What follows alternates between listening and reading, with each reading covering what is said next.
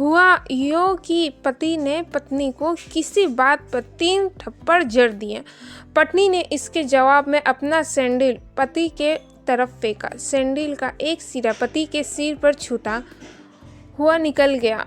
मामला रफा दफा हो भी जाता, लेकिन पति ने इसे अपनी तौहीनी समझी। रिश्तेदार ने मामला और पेचीदा बना दिया। ना सिर्फ पेचीदा बल्कि संगीन।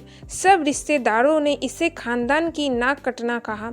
ये भी कहा कि पति को सैंडल मारने वाली औरत ना वफादार होती है, ना पतिव्रता। इसे घर में रखना अपने शरीर में मियादी बुखार पालने जैसा है। सब रिश्तेदारों ने यह भी पश्चाताप जाहिर किया कि ऐसी औरतों को भ्रूण ही में समाप्त कर देना चाहिए। बुरी बातें चक्रवृद्धि ब्याज की तरह बढ़ती है। दोनों तरफ खूब आरोप उछाले गए। ऐसा लगता था जैसे दोनों पक्षों के लोग आरोपों का वॉलीबॉल खेल रहे हैं। लड़के ने भी लड़की के बारे में और लड़की ने भी लड़के के बारे में कई असुविधाजनक बातें कही। मुकदमा दर्ज कराया गया। पति ने पत्नी की चरित्रहीनता का तो पत्नी ने दहेज उत्पीड़न का मामला दर्ज कराया। 6 साल तक शादीशुदा जीवन बिताने और एक बच्ची के माता पिता होने के बाद आज दोनों में तलाक हो गया। पति पत्नी के हाथ में तलाक के कागजों के प्रति थी। दोनों चुप थे, दोनों शांत, दोनों निर्विकार। मुकदमा 2 साल तक चला था। 2 साल से पत्नी अलग रह रही थी और पति अलग। मुकदमे की सुनवाई पर दोनों का आना होता। दोनों एक दूसरे को देखते जैसे चमक पत्थर आपस में रगड़ खा रहे हों। दोनों गुस्से में होते, दोनों में बदले की भावना का आवेश होता। दोनों के साथ रिश्तेदार होते जिनकी हमदर्दियों में जरा जरा विस्फोटक पदार्थ भी छुपा होता। लेकिन कुछ महीने पहले जब पति पत्नी कोर्ट में दाखिल हुए तो एक दूसरे को देखकर मुंह फेर लेते, जैसे जानबूझकर एक दूसरे की उपेक्षा कर रहे हों। वकील और रिश्तेदार दोनों के साथ होते। दोनों को अच्छा खासा सबक सिखाया जाता कि उन्हें क्या कहना है।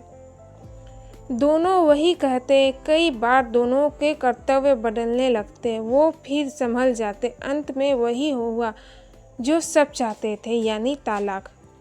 पहले रिश्तेदारों की फौज साथ होती थी, आज थोड़े से रिश्तेदार साथ थे। दोनों तरफ के रिश्तेदार खुश थे। वकील खुश थे, माता पिता भी खुश थे। तलाकशुदा पत्नी चुप थी और पति खामोश था।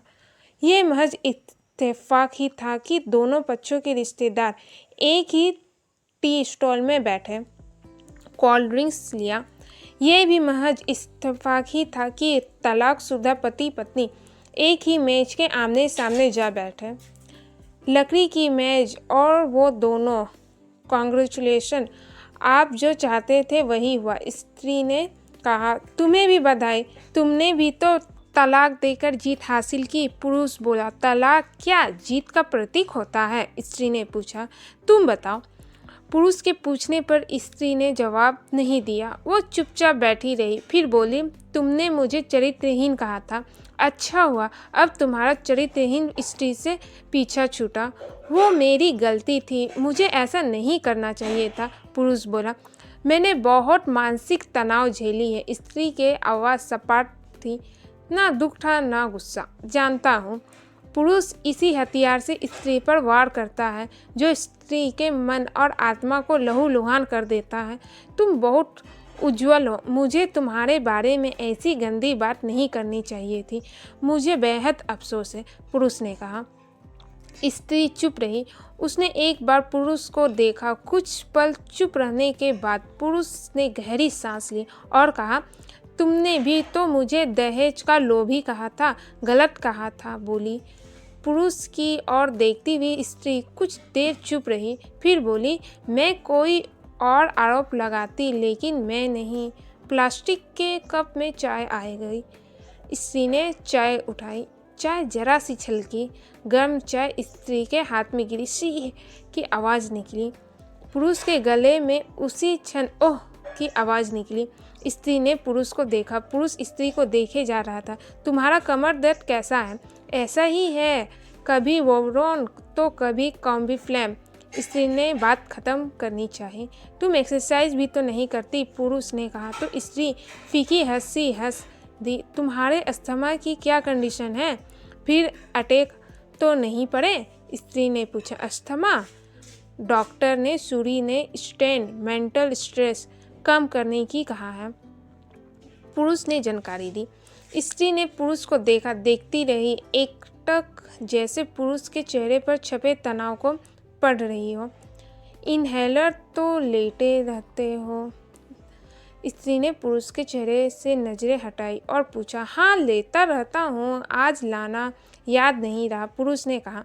तभी आज तुम्हारी सांस उखड़ी उखड़ी सी है, स्त्री ने हमदर्द लहजे में कहा। हाँ, कुछ इस वजह से और कुछ हरते रुक गया, पुरुष कहते। कुछ तनाव के कारण, स्त्री ने बात पूरी की। पुरुष कुछ सोचता रहा, फिर बोला। तुम्हें 4 लाख रुपए देने हैं और 6,000 रुपये महीना भी। हाँ, फिर? स्त्री ने पूछा। वसुंधरा में फ्लैट है, तुम्हें तो पता है, मैं उसे तुम्हारे नाम पर कर देता हूँ। 4 लाख रुपए फ़िलहाल मेरे पास नहीं है, पुरुष ने अपने मन की बात कही। वसुंधरा वाले फ्लैट की कीमत तो 20 लाख रुपए होगी, मुझे सिर्फ 4 लाख रुपए चाहिए, स्त्री ने स्पष्ट किया। बिटिया बड़ी होगी, सो खर्च होते हैं, पुरुष ने अपने मन की बात कही। वो तो तुम 6,000 रुपये महीना मुझे देते रहोगे, स्त्री बोली। हाँ, ज़रूर दूंगा। 4 लाख अगर तुम्हारे पास नहीं है तो मुझे मत देना, स्त्री ने कहा। उसके स्वर में पुराने संबंधों की गर्द थी। पुरुष उसका चेहरा देखता रहा। कितनी सहृदय और कितनी सुंदर लग रही थी सामने बैठी स्त्री, जो कभी उसकी पत्नी हुआ करती थी। स्त्री पुरुष को देख रही थी और सोच रही थी, कितना सरल स्वभाव का है ये पुरुष, जो कभी उसका पति हुआ करता था, कितना प्यार करता था उससे। एक बार हरिद्वार में जब वो गंगा में स्नान कर रही थी तो उसके हाथ से जंजीर छूट गई। फिर पागलों की तरह वो बचाने चला आया था। उसे खुद तैरना नहीं आता था, लाट साहब को और मुझे बचाने की कोशिश करता रहा था। कितना अच्छा है, मैं ही खोट निकालती रही। पुरुष एक तक स्त्री को देख रहा था और सोच रहा था, कितनी ध्यान रखती थी। स्टीम के लिए पानी उबालकर जग में डाल देती, उसके लिए हमेशा इनहेलर खरीद लाती। सेरेटाइड ऑक्यूहेलर बहुत महंगा था, हर महीने कंजूसी करती, पैसे बचाती और ऑक्यूलर खरीद लाती। दूसरों की बीमारी की कौन परवाह करता है, ये करती थी परवाह, कभी जाहिर भी नहीं होने देती थी। कितनी संवेदना थी इसमें। मैं अपनी मर्दांगनी के नशे में रहा। काश जो मैं उसके जज्बे को समझ पाता। दोनों चुप थे, बेहद चुप, दुनिया भर की आवाज़ों से मुक्त होकर खामोश। दोनों भीगी आंखों से एक दूसरे को देखते रहे। मुझे एक बात कहनी थी, उसकी आवाज़ में झिझक थी। कहो, स्त्री ने सजल आंखों से उसे देखा। डरता हूँ, पुरुष ने कहा। डरो मत, हो सकता है तुम्हारी बात मेरे मन की बात हो, स्त्री ने कहा। तुम बहुत याद आती हो, पुरुष बोला। तुम भी, स्त्री ने कहा। मैं तुम्हें अब भी प्रेम करता हूँ, मैं भी, स्त्री ने कहा। दोनों की आंखें कुछ ज़्यादा ही सजल हो गई थी, दोनों की आवाज़ जज्बाती और चेहरे मासूम। क्या हम दोनों जीवन को नया मोड़ नहीं दे सकते, पुरुष ने पूछा। कौन सा मोड़? हम फिर से साथ साथ रहने लगे, एक साथ पति पत्नी बनकर, बहुत अच्छे दोस्त बनकर। ये पेपर, स्त्री ने पूछा। फाड़ देते हैं, पुरुष ने कहा और अपने हाथ में से तलाक के कागजात फाड़ दिए। फिर स्त्री ने भी वही किया। दोनों उठ खड़े हुए, एक दूसरे के हाथ में हाथ डालकर मुस्कुराए। दोनों पक्षों के रिश्तेदार हैरान परेशान थे। दोनों पति पत्नी हाथ में हाथ डाले घर की तरफ चले गए। घर जो सिर्फ और सिर्फ पति पत्नी का था। पति पत्नी में प्यार और तकरार एक ही सिक्के के दो पहलू हैं।